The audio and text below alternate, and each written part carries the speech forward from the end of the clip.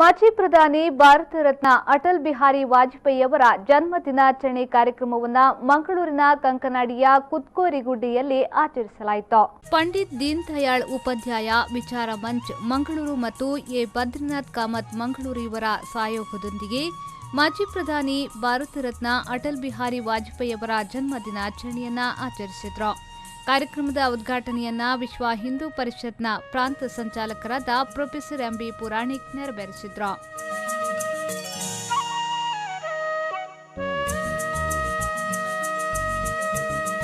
ಕಾರ್ಯಕ್ರಮದಲ್ಲಿ 2,000 ಜನರಿಗೆ ಅಕ್ಕಿ ವಿತರಣೆ ಮತ್ತು 10,000 ನಾಗರಿಕರಿಗೆ ಪ್ರಧಾನಮಂತ್ರಿ ವಿಮಾ ಯೋಜನೆಯಡಿಯಲ್ಲಿ ವಿಮಾ ಸೌಲಭ್ಯವನ್ನು ಗಣ್ಯರು ವಿತರಿಸಿದರು.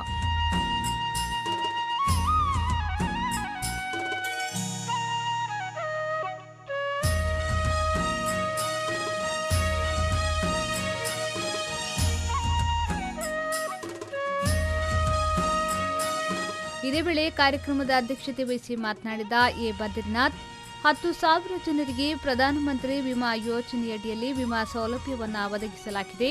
ಹಾಗೆಯೇ ಪ್ರಧಾನಮಂತ್ರಿ ಆವಾಸ್ ಯೋಜನೆ ಇನ್ನಿತರ ಯೋಜನೆಗಳನ್ನು ಜನರಿಗೆ ಮಾಹಿತಿ ನೀಡಲು ಬಿಜೆಪಿಯಿಂದ ನಿಶ್ಚಯಿಸಿದ್ದೇವೆ ಎಂದು ಹೇಳಿದರು.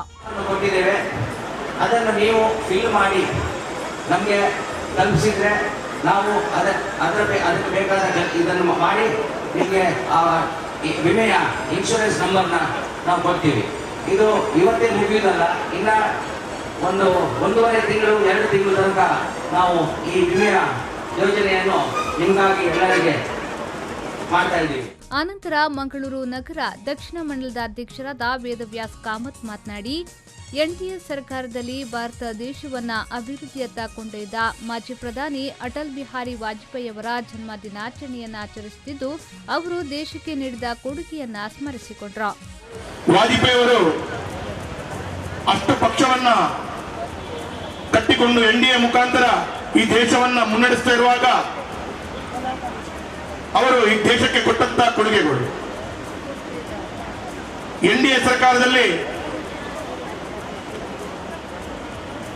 ಯಾವ ರಾಷ್ಟ್ರೀಯ ಹೆದ್ದಾರಿಗಳಿರ್ಬೋದು, ಇಲ್ಲ ಮನೆ ಮನೆಗೆ ಗ್ಯಾಸ್ ಕೊಡುವಂತ ಮುಖಾಂತರ ಹಲವಾರು ಯೋಜನೆಗಳನ್ನ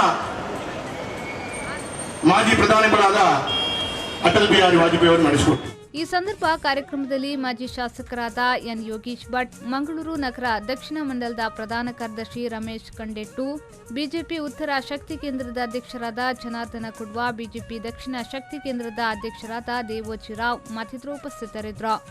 ನಾಗರಾಜ್, ವಿ4 ನ್ಯೂಸ್ 24/7 ಮಂಗಳೂರು.